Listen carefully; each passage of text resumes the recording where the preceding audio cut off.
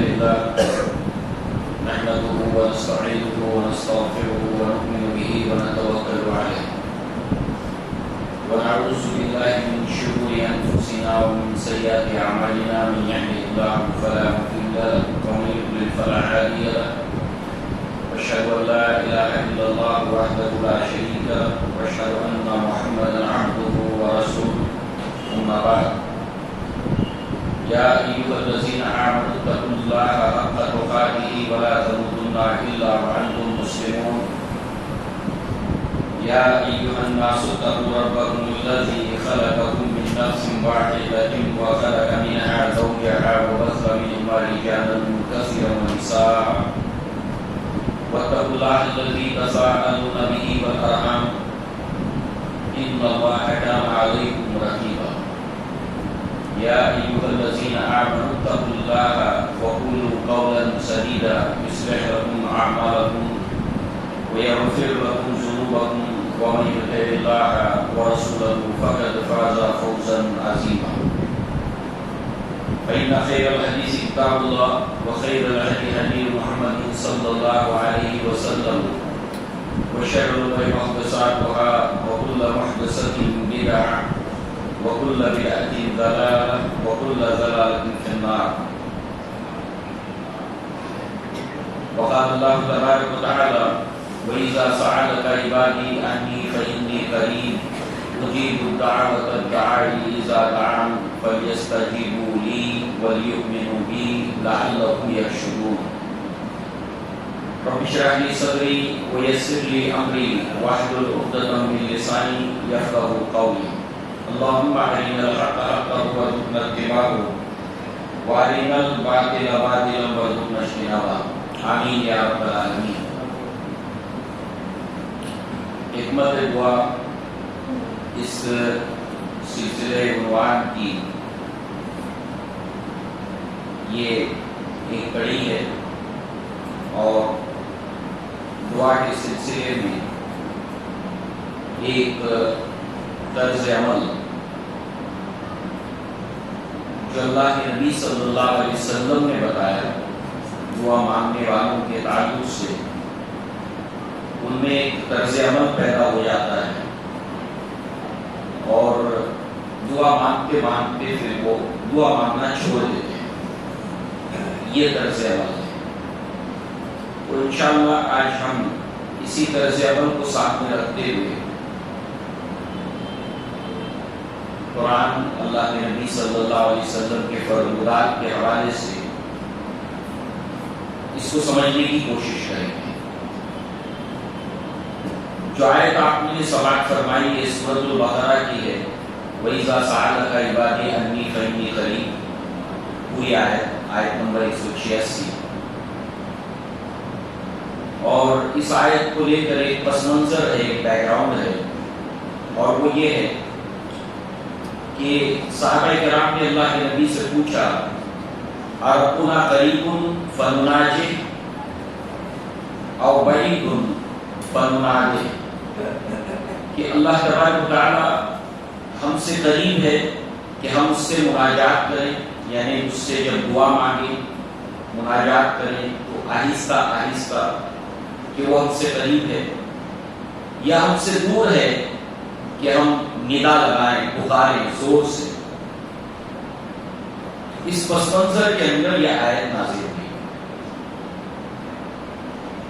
جب آپ سے اے نبی صلی اللہ علیہ وسلم میرے بندے سوال پوچھتے ہیں میرے بارے میں وَإِذَا سَأَلَكَ عِبَادِي عَنِّي فَإِنِّي قریب, بس بے شک میں قریب ہوں سماعت کے اعتبار سے, دعاؤں کے سننے کے اعتبار سے.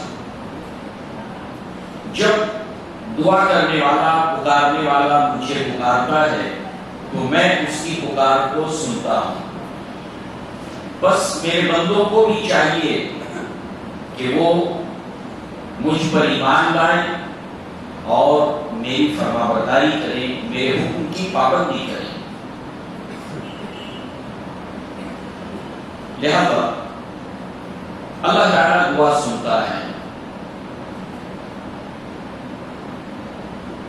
سمیع دعا ہے دعاؤں کا سننے والا۔ ابراہیم علیہ السلام نے جب دعا مانگی بڑھاپے کی حالت میں، جبکہ بچے ہونے کے امکانات معلوم ہو جائیں، زکریا علیہ السلام نے دعا مانگی جبکہ وہ بہت زیادہ بوڑھے ہو چکے تھے اور اس پر ان کی بیوی بھی بانجھ تھی، مگر ان انبیاء نے اپنی امتوں کے سامنے اور قیامت تک آنے والے مسلمانوں کے سامنے یہ مثال پیش کی ہے کہ کس طرح سے وہ اللہ تعالیٰ سے امید رہتے تھے، اور اسباب کے سارے دروازے بند ہونے کے باوجود بھی انہیں امید ہوتی کہ اللہ سے اللہ اگر چاہے گا تو یہ ہوگا، اور امید کے ساتھ وہ دعا مانگتے تھے۔ اور دعا کی قبولیت کی یہ شرط بھی ہے کہ انسان امید کے ساتھ اللہ تعالیٰ سے دعا مانگے۔ جب اللہ تعالیٰ نے انہیں اولاد عطا کی تو انہوں نے اللہ کا شکرانہ ادا کرتے ہوئے جو الفاظ گئے وہ قرآن میں موجود ہیں۔ الحمدللہ الذی وہب لی علی الکبر اسماعیل و اسحاق ان ربی لسمیع الدعاء۔ تمام شکر اور تعریف اس اللہ تعالیٰ کے لیے ہے کہ جس نے اس بڑھاپے میں مجھے اسماعیل اور اسحاق جیسے بیٹے دیے، بے شک میرا رب دعاؤں کا سننے والا ہے۔ یہ انبیاء کا ایک اسوہ طرز عمل، اور ایک طرز عمل وہ ہے جس کو نبی نے بتایا کہ بندہ دعا مانگنا چھوڑ دیتا ہے، دراصل اس کے پیچھے اس کی نا امیدی اور مایوسی ہوتی ہے۔ دعا ایک ایسی عبادت ہے، ایک ایسا عمل ہے کہ جس کے تعلق سے اللہ کے نبی نے فرمایا کہ لیس شیء اکرم علی اللہ تعالی من الدعاء، کہ کوئی چیز بھی اللہ تبارک و تعالیٰ کے نزدیک مکرم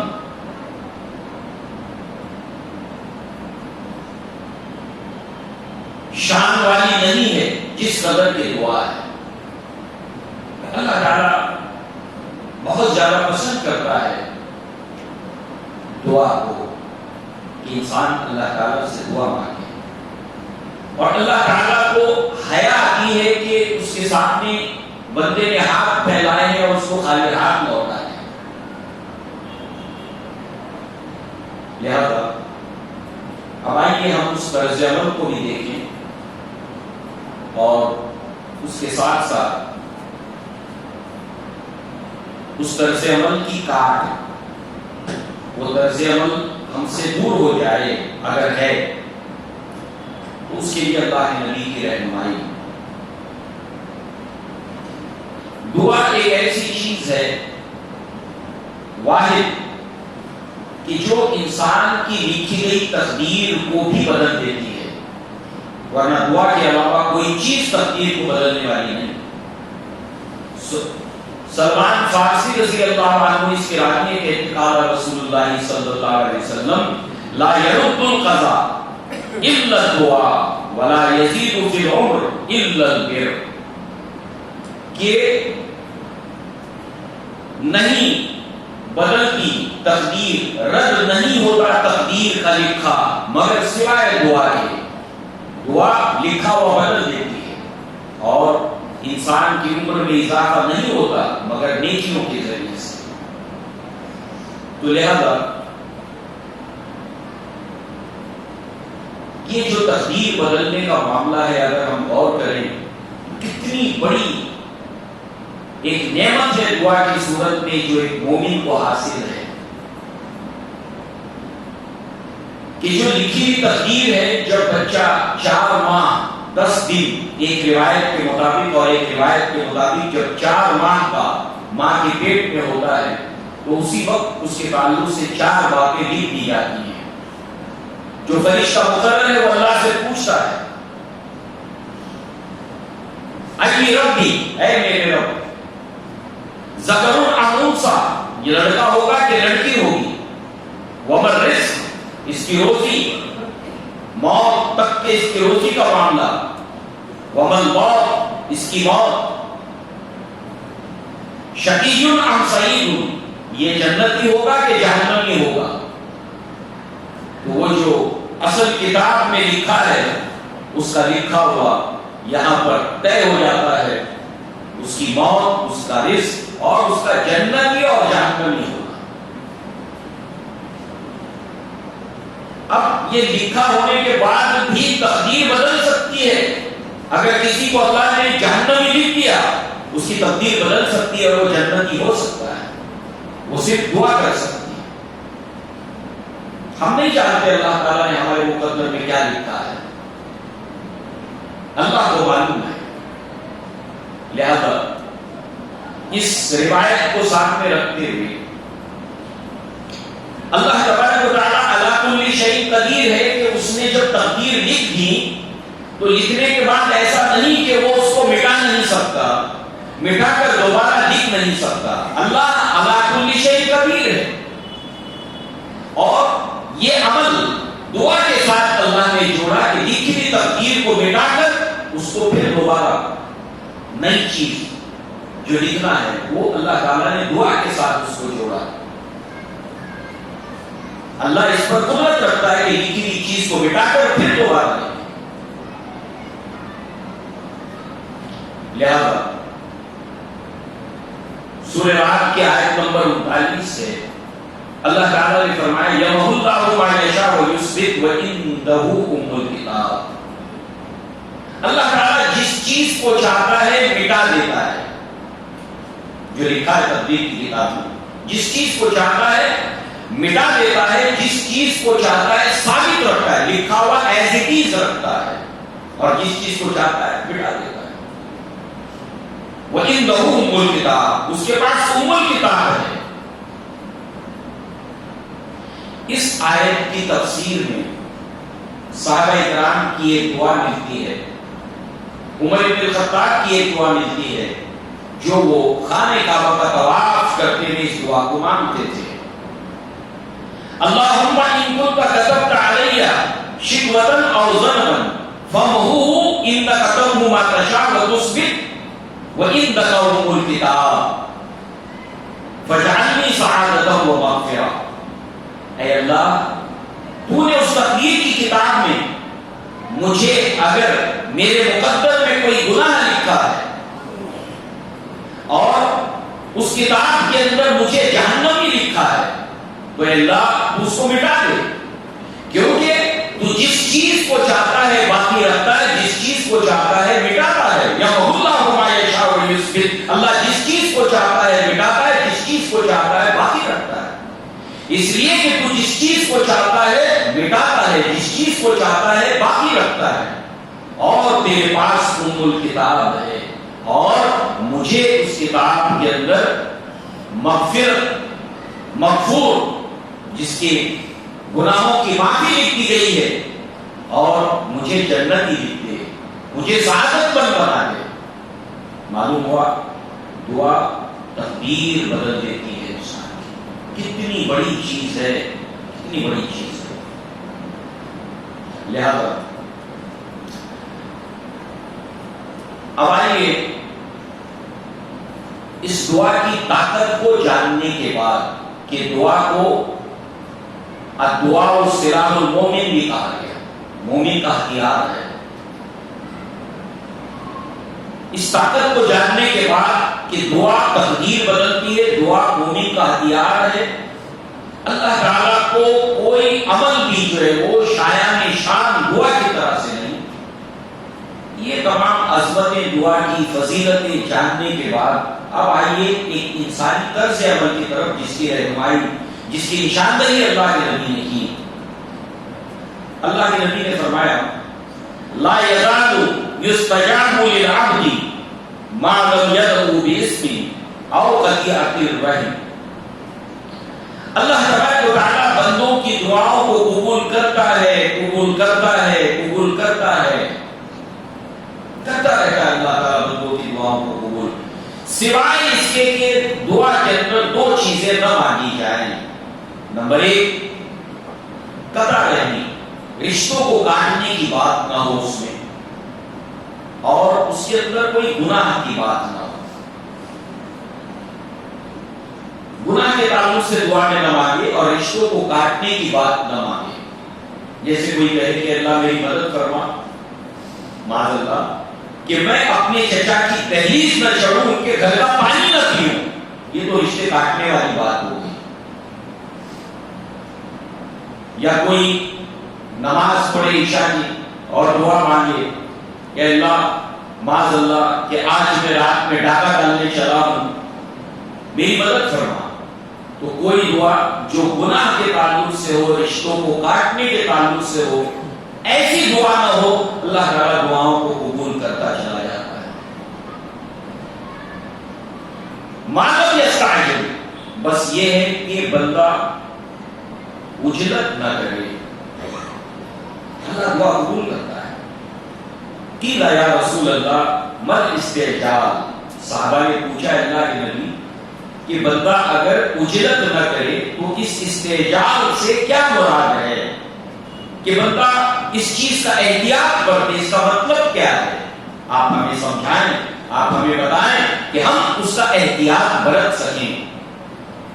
اس پر اللہ کے نبی نے فرمایا قال یقول دعوت وقد دعوت فلم آوا یستجیبوا لی، کہ بندہ کہتا ہے کہ میں نے اللہ سے دعا مانگی، پھر اللہ سے دعا مانگی، میں دیکھتا ہوں کہ میری دعا کی کوئی تاثیر، کوئی دعا میری قبول نہیں ہو رہی ہے، تو پھر اس کے بعد جو ہے وہ دعا مانگنا چھوڑ دیتا ہے۔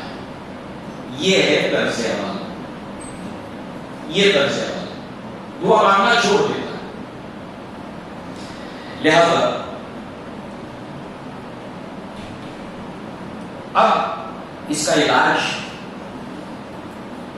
اس سوچ کا، اس فکر کا، اس فیلنگ کا علاج توڑ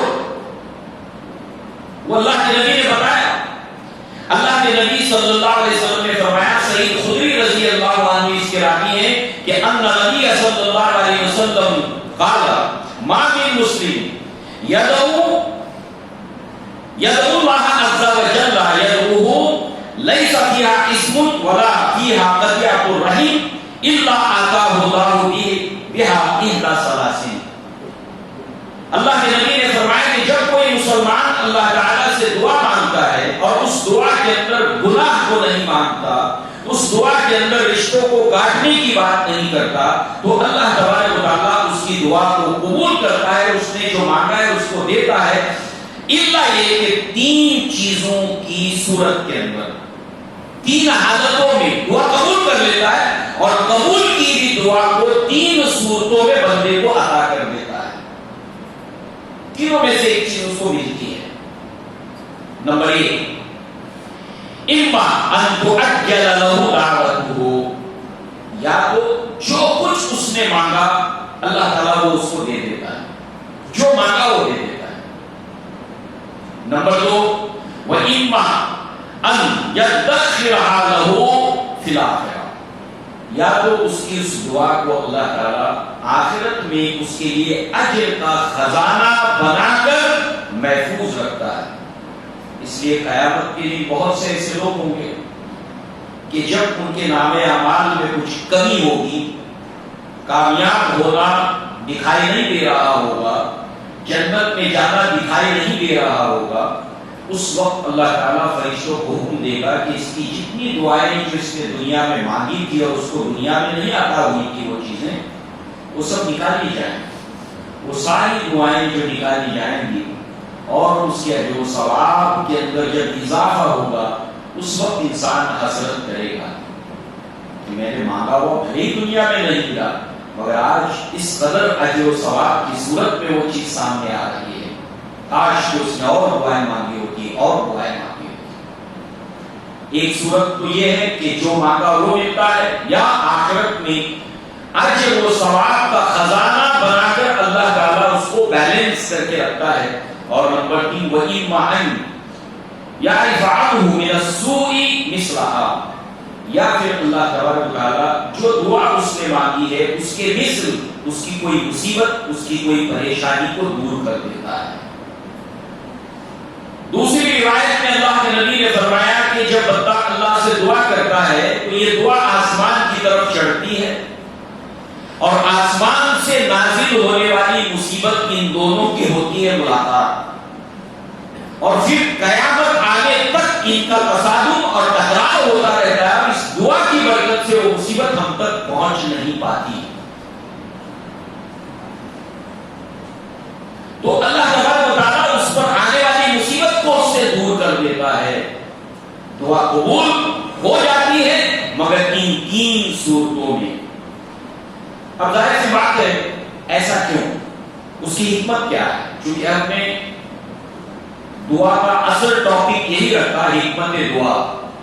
دعا کی حکمت کیا ہے؟ تو اس کے اندر ایسا ہونے میں حکمت کیا ہے؟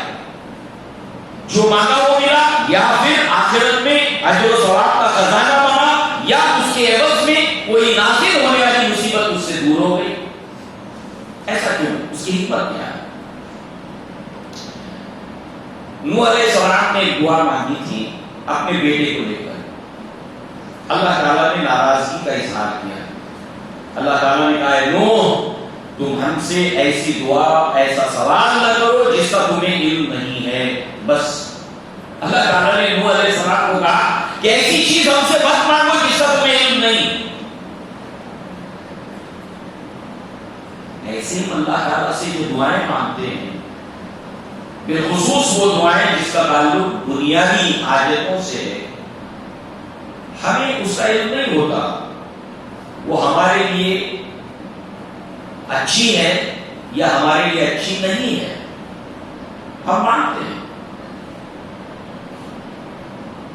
اور اس اعتبار سے اللہ تعالیٰ نے قرآن میں فرمایا عسیٰ ان تکرہوا شیئا وہو خیر لکم وعسیٰ ان تحبوا شیئا وہو شر لکم واللہ یعلم وانتم لا تعلمون. اے انسانوں تم کسی چیز سے کراہیت کرتے ہو، کسی چیز کو اپنے لیے اچھا نہیں سمجھتے، اس کو ناپسند کرتے ہو مگر وہ چیز تمہارے لیے اچھی ہوتی ہے.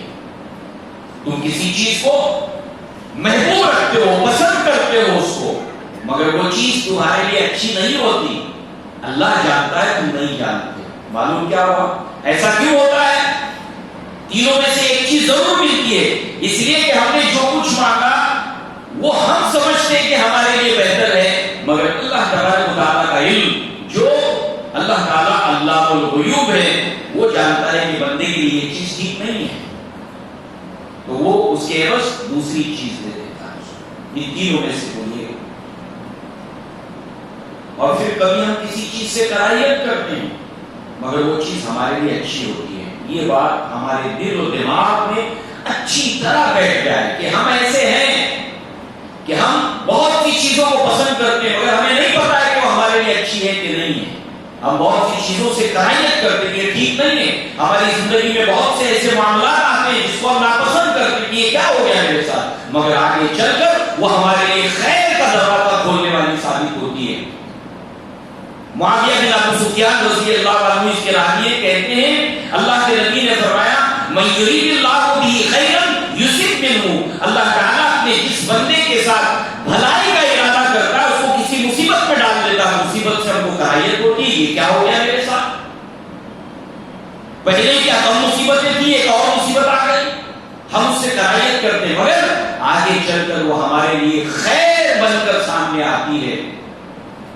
تو اس اعتبار سے ہم نہیں جانتے کہ ہم نے جو چیزیں مانگی وہ ہمارے لیے اچھی ہے نہیں ہے. اللہ جانتا ہے. اللہ تعالیٰ غفور ہے، رحیم ہے، اپنے بندوں پر بہت زیادہ شفقت کرنے والا ہے. مثال کے طور پر ایک غزوے کے موقع پر ایک خاتون ایک عورت اس کا بچہ اس سے جدا ہو گیا تھا اور وہ دیوانہ وار اپنے بچے کو تلاش کر رہی تھی اور اس بھیڑ میں اس کو اس کا بچہ ملا.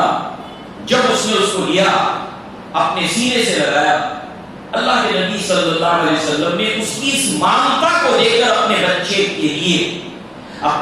کے لیے اس مامتا کو دیکھ کر جو اس کے دل سے پھوٹ پڑا تھا ممتا کا دریا اس کو دیکھ کر اللہ کے نبی صلی اللہ علیہ وسلم نے صحابہ سے پوچھا بتاؤ بھلا کہ یہ عورت اپنے ہاتھ سے اس اپنے بچے کو جگر کے ٹکڑے کو آگ میں ڈالے گی؟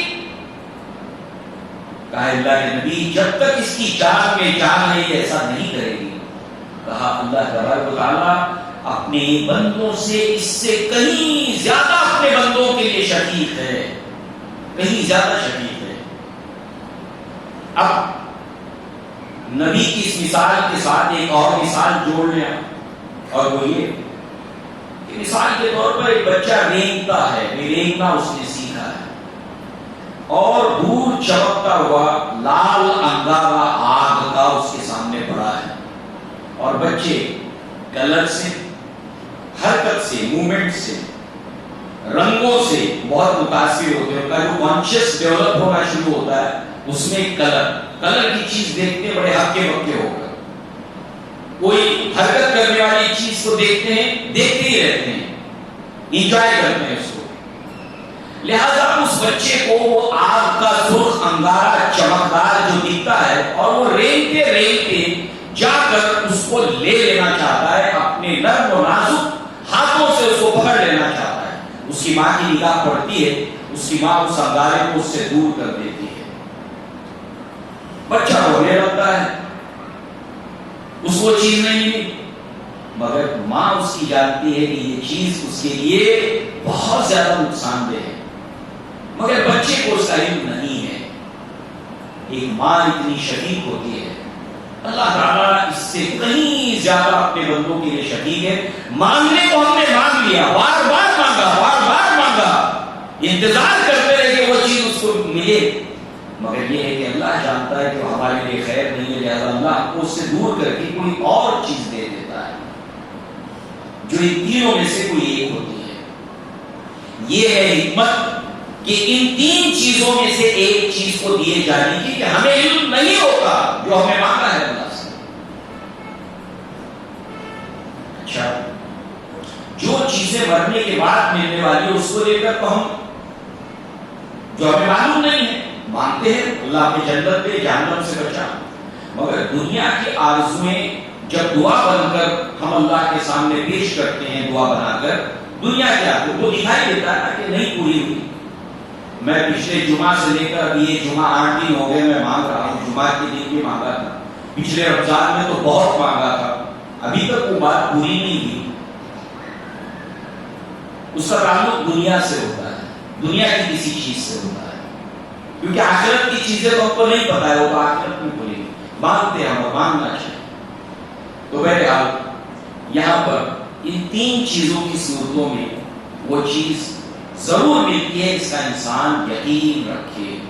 یہ صادق المصدوق محمد رسول اللہ صلی اللہ علیہ وسلم نے جو ہے وہ مصلحت بتائی کہ یہ چیز ہوتی ہے، بس بندہ اجلت نہیں کرے، یقین رکھے میں نے مانگا ہے اللہ نے مجھے دیا۔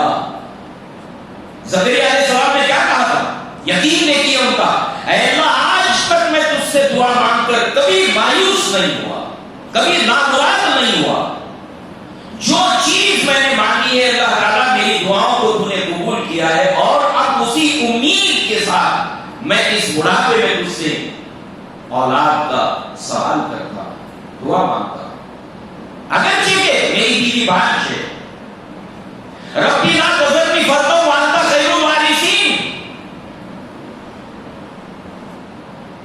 یقین کے ساتھ، پورے یقین کے ساتھ میرا اللہ میری دعاؤں کو قبول کرے گا، میں اللہ کے سوا کسی سے نہیں مانگتا، نہ مانگوں گا، صرف اور صرف اللہ سے مانگوں گا، صرف میرا اللہ دینے والا ہے، اللہ کے سوا کوئی دینے والا نہیں، مانگتا رہوں گا اس سے، مانگتا رہوں گا اس سے، مانگتا رہوں گا اس سے، اور میرا رب مجھے دے گا، اس نے پہلے بھی مجھے دیا ہے، آگے بھی مجھے دے گا، اس نے مجھے مایوس نہیں کیا، اس نے میری مرادوں کو ہمیشہ پورا کیا ہے۔ اب اگلی چیز آتی ہے وقت کو لے کر، مانگا دنیا کی چیزوں کا ہم کو پتا چل جاتا ہے، میں نے مانگا تب ملا، اور یہ بھی ہے کہ جب دعائیں قبول ہوں تو اللہ کا شکر بھی ادا کرنا چاہیے۔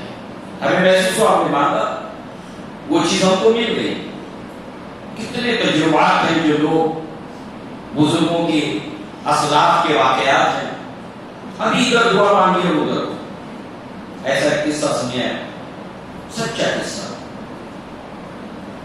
ایک خاتون جس کا تعلق فلم انڈسٹری سے تھا، فلموں میں وہ اپنی آواز دیتی تھی، اردو اس کی اچھی تھی، اسی لائن سے جڑی تھی، اور ایک غیر مسلم جو جین مذہب سے تعلق رکھنے والا شخص تھا، کسی کانفرنس میں ان کی ملاقات ہوئی اور اس خاتون نے اس کو قرآن دے دیا ترجمے والا.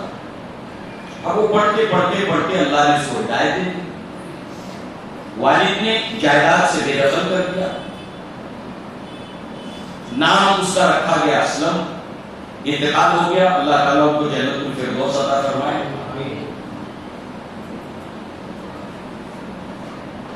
لہذا جو ہے وہ اب جاؤں کہاں جاؤں، پراپرٹی سے بے دخل.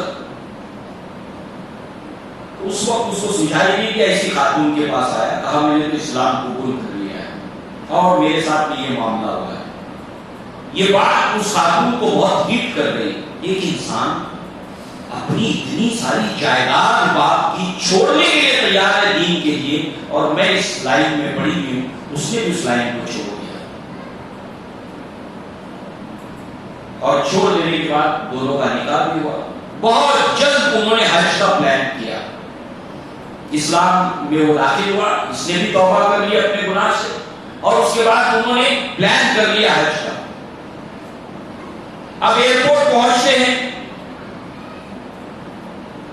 ایئرپورٹ پہنچنے کے بعد ہوتا یہ ہے کہ اسی جگہ نماز کا وقت ہے، تو کہیں نماز پڑھ کے وہ خاتون، اس وقت کچھ گھاس پھوس گارڈن وغیرہ تھا، وہاں پر وہ نماز پڑھتی ہے. مگر جب وہ ایئرپورٹ پہنچتے ہیں، ایک چھوٹی سی اٹیچی جس کے اندر پاسپورٹ، ساری ضروریات کے کاغذات جو ہے وہ اوپر ڈکی میں کہیں رکھے تھے، سامان سب اتارا اور وہ بیگ جو تھا اس کے ساتھ ٹیکسی والا چلا گیا.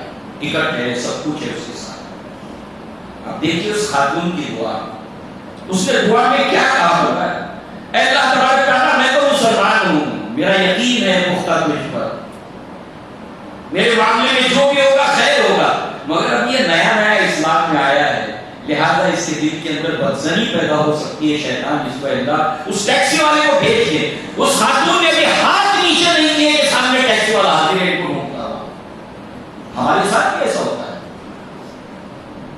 تو جب بھی دعا قبول ہونے محسوس ہو جائے، اللہ کا شکر ادا کرنا چاہیے. الحمدللہ الذی، الحمدللہ الذی، تمام شکر اور تعریفیں اس اللہ کے لیے ہیں، اس ذات کے لیے ہے کہ جس کی جلال کے طفیل، جس کی عزت کے طفیل نیک کام پورے ہوئے. الحمدللہ الذی بعزتہ و جلالہ تتم الصالحات، جس کی عزت اور جلال کے طفیل نیک کام پورے ہوتے ہیں. گزشتہ وقت ہم نے دیکھا تھا دعا کے اندر کیا الفاظ شامل کیے جائیں. دو الفاظ کو ہم نے یاد رکھا تھا، سب کو یاد ہے. ایک، اللہ کے نبی نے فرمایا کہ جو دعا لا الہ الا انت سبحانک انی کنت من الظالمین کے ساتھ مانگی جاتی ہے، اللہ قبول کرتا ہے. اور نمبر دو، یا ذوالجلال والاکرام، اللہ کے نبی نے فرمایا اپنی دعا کے اندر اس کو لازم کرو.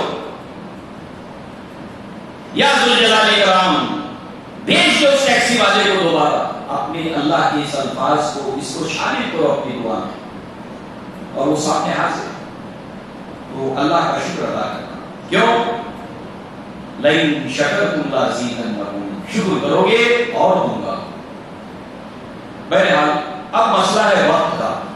فوراً ابھی آپ کے ہاتھ نیچے نہیں ہوئے اور آپ نے دعا کو دیکھا کہ سامنے حاضر ہے، آپ کی دعا قبول کر لیا، اللہ نے بھیج دیا، کام ہو گیا. ہم سب کے ساتھ ہوتا ہے. ہم نے دعا مانگی اور فوراً مل گیا. الحمدللہ، اللہ دعاؤں کا سننے والا ہے. ان ربی لسمیع الدعاء، ہمارا رب دعاؤں کا سننے والا ہے. لہذا کبھی جو چیز ہم نے مانگی وہی چیز ملنے کی بات. کیوں؟ اس لیے کہ کون سی مصیبت ہم پر آئی ہے، پہنچی، وہ تو پتا ہے ہم کو. پچھلے ہفتے میرے ساتھ یہ پرابلم ہو گیا تھا، 2 سال پہلے میرے ساتھ یہ ہو گیا تھا. جو ہم تک پہنچی ہی نہیں اس کو تو ہم گیس نہیں کر سکتے نا. وہ تو چل رہا اوپر ٹکراؤ دعا اور مصیبت کا. تو یہ ہمارے لیے آؤٹ آف باؤنڈس، ہمارے سمجھنے کی بات نہیں. وہ ہے یقین ہے ہمارا. دوسرے، قیامت کے دن ذخیرہ بن کر آئے گی، یہ قیامت میں کھلے گا. ہاں، مگر جو مانگا تھا وہ ملنے کی جو بات ہے اس کو لے کر وقت کی بات ہے. فوراً ملے، کچھ مہینوں یا سال کے بعد ملے، یا بہت لمبے عرصے کے بعد ملے. تین چیزیں، فوراً ملے، کچھ دیر سے ملے، اور بہت دیر سے کوئی چیز ملے. اس میں بھی حکمت ہے، اس میں بھی حکمت ہے. آج آپ دیکھیں بچے وقت سے پہلے جوان ہو رہے ہیں، کیوں؟ بچیاں وقت سے پہلے جوان ہو رہی ہیں، کیوں؟ Social media.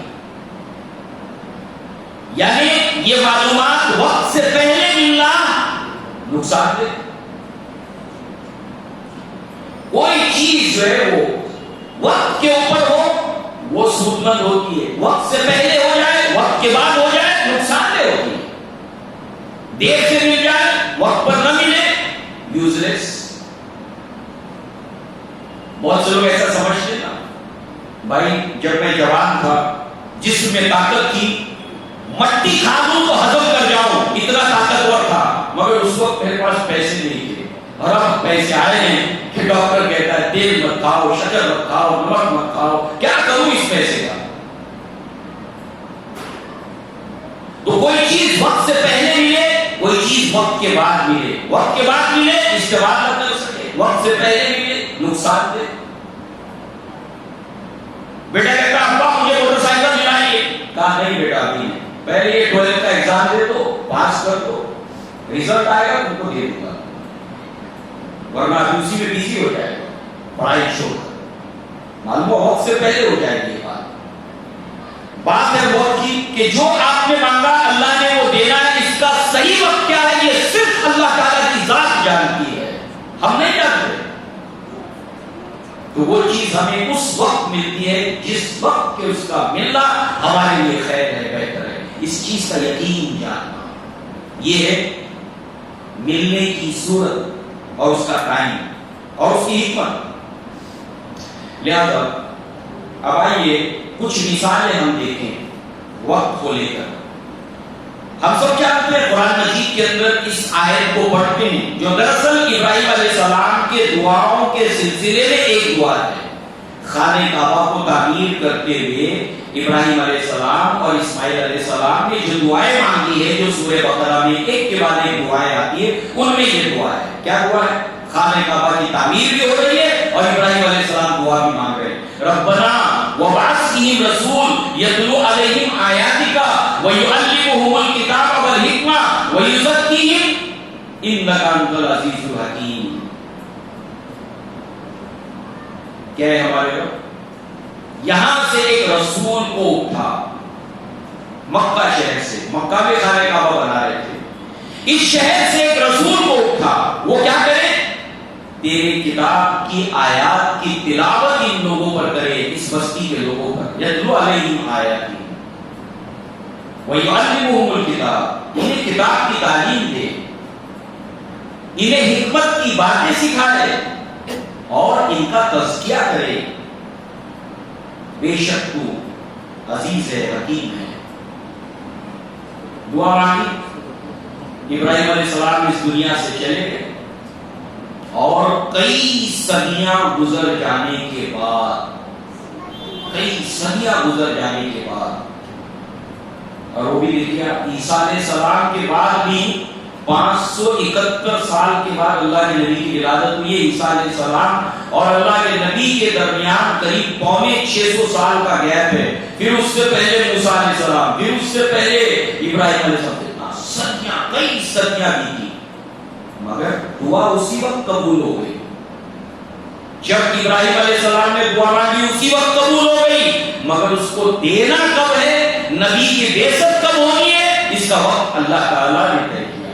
اور اس اعتبار سے اگر آپ دیکھنا چاہیں اللہ کے نبی کی سیرت پر، وہ کتاب ایک زمانے میں بہت مشہور تھی جو دراصل لیکچرز ہیں سید سلیمان منصور پوری رحمہ اللہ کے خطبات مدراس کے نام سے، کہ اللہ کے نبی کی جو بعثت کا وقت ہے وہ اتنا پرفیکٹ وقت ہے، اتنا پرفیکٹ وقت ہے، جغرافیکل پوائنٹ آف ویو سے، ہسٹوریکل پوائنٹ آف ویو سے، دنیا کے قریب آنے کے اعتبار سے، ہر اعتبار سے یہ ایک پوائنٹ ہے کہ ضرورت جب ہوئی ہے وہ ٹائم آخری رسالت کے لیے کیسا ہے، جب سوچنے والا پڑھنے والا اس کی تحقیقات کرے گا تو پہنچے گا اللہ اکبر، اس سے بہترین وقت کوئی ہو ہی نہیں سکتا نبی کی بعثت کا۔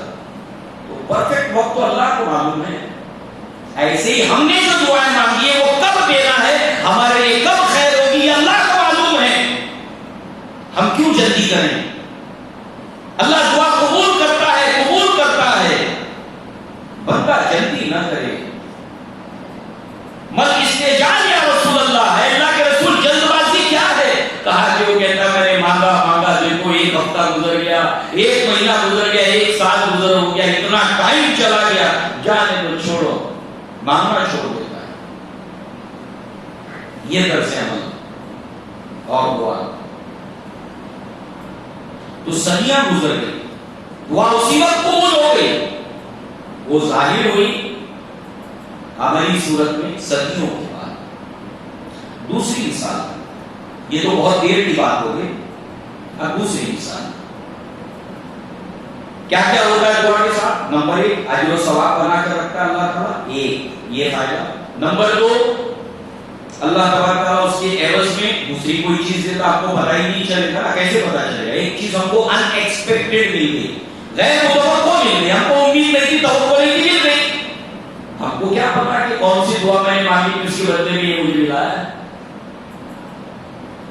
ہم کو کیا پتا؟ ہم کر سکتے ٹہلی کہ ہاں وہ دعا مانگی اس کے بدلے میں دیا اللہ نے مجھے؟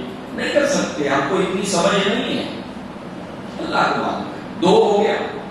نمبر 3 یا تو جو مانگا اللہ تعالیٰ دے دیتا ہے، اور دینے میں کبھی بہت دیر اور کبھی تھوڑی دیر۔ اب تھوڑی دیر کی ایک مثال، کچھ مہینے، کچھ سال، اس کے لیے آپ مثالیں بہت ہیں، ایک مثال ہے۔ صحابہ کرام نے جب مکہ چھوڑا، ہجرت کی، مکہ کی بہت یاد آتی تھی، کبھی تو نیند کے اندر بخار کی حالت میں مکہ کو یاد کر کے بڑبڑاتے تھے۔ بلال رضی اللہ عنہ ہجرت کر کے مدینہ آئے، بخار بہت تیز تھا، اور اس وقت وہ اس بخار کی حالت میں جو بولے جاتے تھے وہ الفاظ اتہاس میں ریکارڈڈ ہیں۔ اے بلال، اب اس مکہ کی گلیوں میں تو دوبارہ اب نہیں گھوم سکے گا۔ آرزو دیکھیے کیا ہے، وہ مکہ کی گلیاں دوبارہ نہیں دیکھ سکے گا۔ اے بلال، تھکان کی صورت میں اس گیر کی گھاس پر دوبارہ مکہ میں سو نہیں سکے گا۔ مکہ کی یاد آتی تھی، تمام صحابہ جیسے ہی مدینہ آتے تھے بخار اور مکہ کی یاد آتی تھی، بہت یاد آتی تھی۔ ہم اپنے گھر کو چھوڑنے کو یاد آتی، وہاں پر تو اپنا گھر بھی، رشتے دار بھی، اور اللہ کا گھر بھی، اللہ کا گھر بھی ہے۔ اور اس وقت نبی صلی اللہ علیہ وسلم کے پاس آ کر یہ بتایا گیا کہ اللہ کے نبی، مکہ کی یاد بہت آتی ہے، اللہ کے رسول بخار میں مبتلا ہو رہے ہیں، جو آ رہا ہے اس کو بخار آ رہا ہے۔ اللہ کے نبی نے دعا کی، اللہم حبب الینا المدینہ کحبنا مکہ، اے اللہ تو ہمارے لیے مدینہ کو بھی ایسا ہی محبوب بنا دے جیسے تو نے مکہ کو بنایا، تاکہ بیلنس ہو جائے، دل لگ جائے یہاں پر۔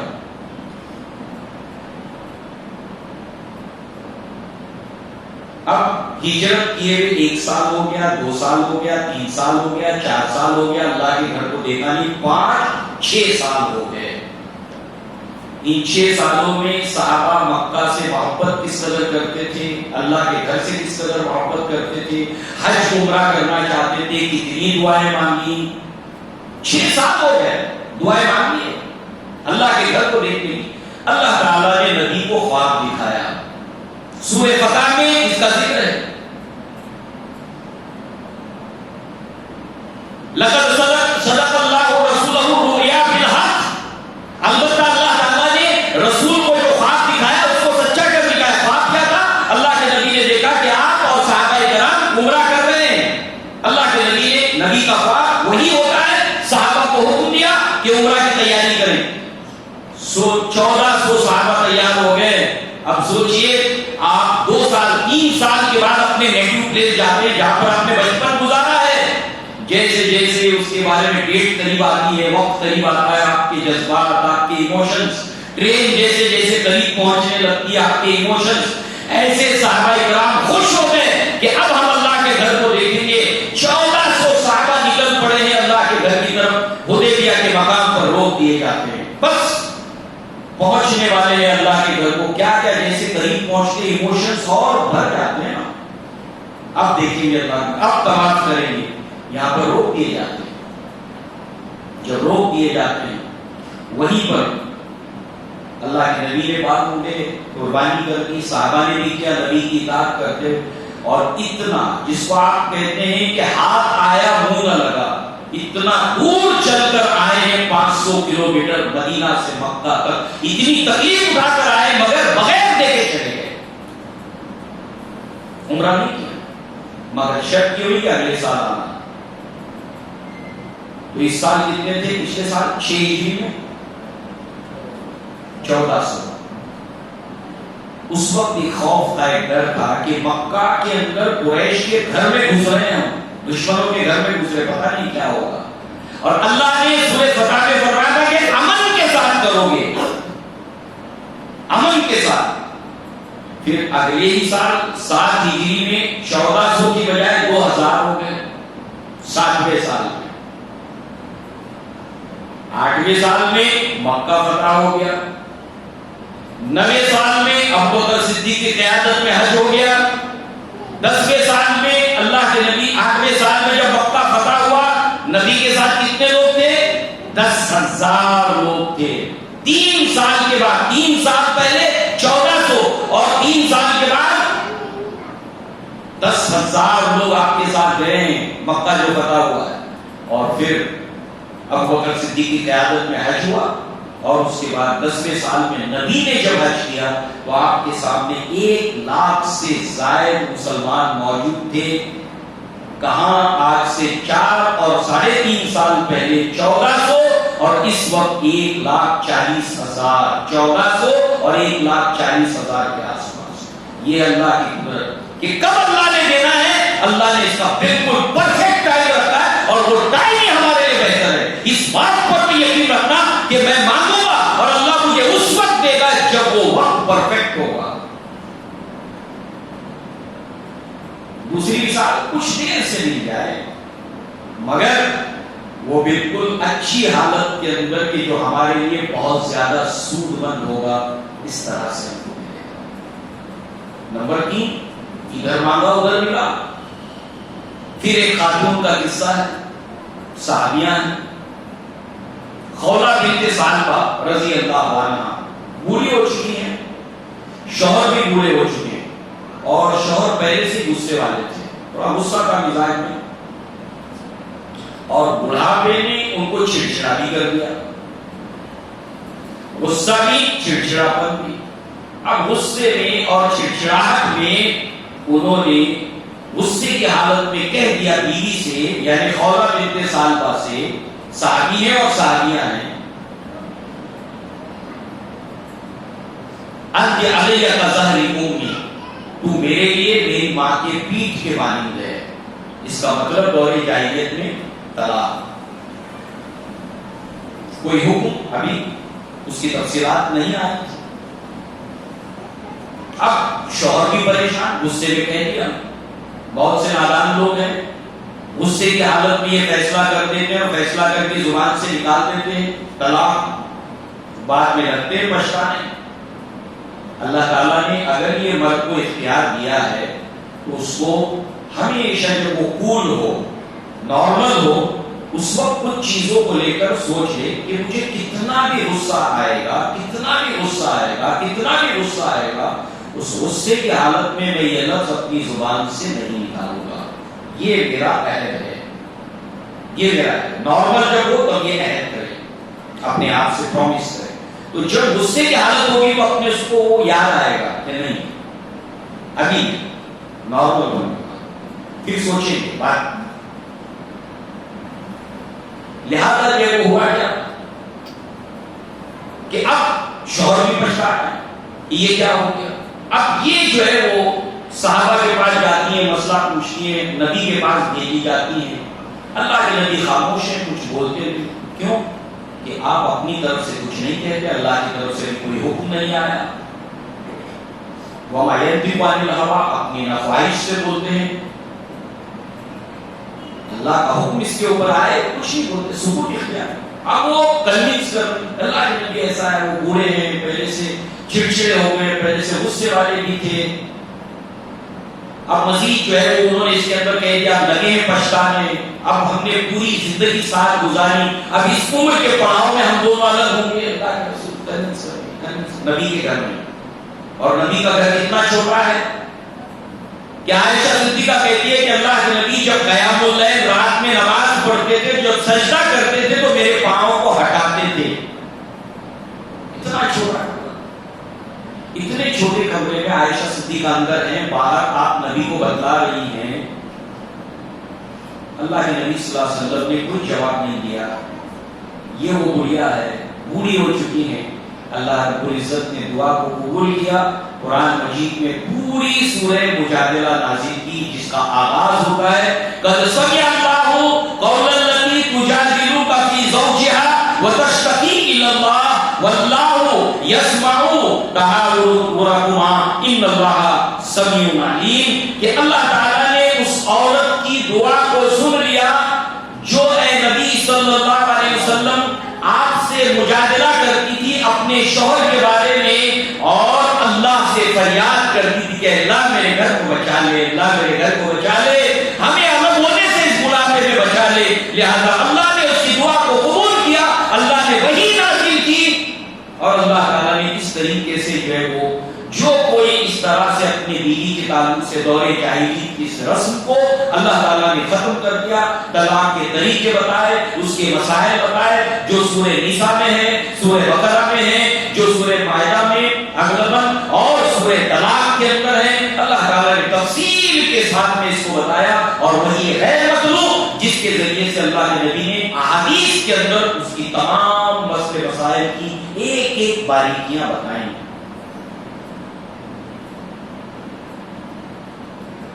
کہ تمہارے کہہ دینے سے وہ تمہاری مائیں نہیں ہو جائیں گی، اصل مائیں تمہاری وہی ہے جنہوں نے تمہیں جنا ہے، مگر ایسا نہ کریں. پھر اس کا فدیہ مقرر ہوا. تمام تفصیلات آگے سورہ مجادلہ چاہے تو آپ پڑھ سکتے ہیں. لہذا عائشہ صدیقہ رضی اللہ عنہا کہتی ہیں کہ میرے گھر کے اندر وہ نبی کے سامنے یہ ساری باتیں کرتی تھی، مگر میں سن نہیں پا رہی تھی کہ کیا بات ہوئی، کتنا ڈسٹینس ہوگا اتنے چھوٹے گھر. مگر اللہ رب العزت نے 7ویں آسمان سے اس گڑیا کی دعا کو قبول کیا. میرا رب سننے والا ہے دعاؤں کا. اِنَّا رَبِّي لَسَمِيعُ الدُّعَاءِ وَإِذَا سَأَلَكَ عِبَادِي عَنِّي فَإِنِّي قَرِيبٌ أُجِيبُ دَعْوَةَ الدَّاعِ إِذَا دَعَانِ فَلْيَسْتَجِيبُوا لِي وَلْيُؤْمِنُوا بِي لَعَلَّهُمْ يَرْشُدُونَ. اے نبی، میرے بندے آپ سے میرے بارے میں پوچھتے ہیں، لہذا میں قریب ہوں. جب پکارنے والا دعا کرنے والا مجھ سے دعا کرتا ہے، میں اس کی دعاؤں کو سنتا ہوں. میرے بندوں کو بھی چاہیے کہ وہ میرے احکامات کی پابندی کریں اور مجھ پر ایمان رکھیں. لہذا یہی خولہ بنت ثعلبہ ہے، بوڑھی صحابیہ. ایک مرتبہ جو لوگ نئے اسلام میں آئے تھے مدینہ کے اندر نہیں جانتے تھے یہ کون خاتون ہے، ان کا مرتبہ کیا ہے، جانتے نہیں تھے نا. تو ایک مرتبہ عمر بن الخطاب امیر المؤمنین ہے، کہتی ہے اے عمر رکو، اے عمر رک جاؤ. عمر بن الخطاب رک جاتے ہیں. دیکھیے کتنے ڈرنے والے اللہ تعالیٰ سے، کمزور بھی ان کو پکڑ لیتا. رک جاؤ گا، رک جاتے. ان کے ساتھ ان کا ملازم ہے، پہچانتا نہیں تھا یہ کون خاتون ہے. کہا اے عمر تو وہی ہے نا کہ بکریاں چرایا کرتا تھا تو شام کو 2-4 بکریاں بھیڑیں مس ہوتی تھی اور ابا سے ڈانٹ پڑتی تھی، تو وہی عمر ہے نا. آج اتنی بڑی مخلوق کو اللہ تعالیٰ نے تیرے ماتحت کیا، تیرے انڈر کیا. اللہ سے ڈر، اتق اللہ، اللہ سے ڈر. اب وہ اتنی دلیری کے ساتھ، بے تکلفی کے ساتھ وہ بول رہی ہے بڑھیا. وہ ملازم کو کچھ بات نہیں جمی اور ان کو کام بھی ہوگا. کہا کہ چلیے کام کیجیے. بڑھیا روکی آپ کو، آپ رک جاتے. کہا تمہیں کیا پتا عمر اس کا کہیں زیادہ حقدار ہے کہ اس کی آواز پہ رک جائے، اس کی آواز پر لبیک کہے کہ اس کی دعا کو رب نے ساتویں آسمان سے سنا، عمر نہیں رکے۔ یہ مقام تھا، یہ مرتبہ تھا۔ ہمارا رب ہماری دعاؤں کو سنتا ہے، جلد بازی نہ کریں، ہم کو دے گا، وہ دعائیں مانگتے رہے، اللہ سے مانگتے رہے، موت تک یہ بہترین موقع ہے، آج سے جانے نہ دیں، دولت کو سمیٹیں، اللہ سے دعائیں مانگیں۔ اللہ سے دعا ہے کہ اللہ تعالیٰ ہمیں کثرت کے ساتھ دعا مانگنے کی توفیق عطا فرمائے، اور اللہ تعالیٰ دعا مانگنے کا طریقہ ہمیں سکھائے، اس کے آداب ہمیں سکھائے۔ اقول قولی ھذا واستغفر اللہ لی ولکم ولسائر المسلمین والمسلمات، وآخر دعوانا ان الحمد للہ رب العالمین۔ السلام علیکم ورحمۃ اللہ۔ سبحان اللہ و بحمدہ، اشہد ان لا الہ الا اللہ۔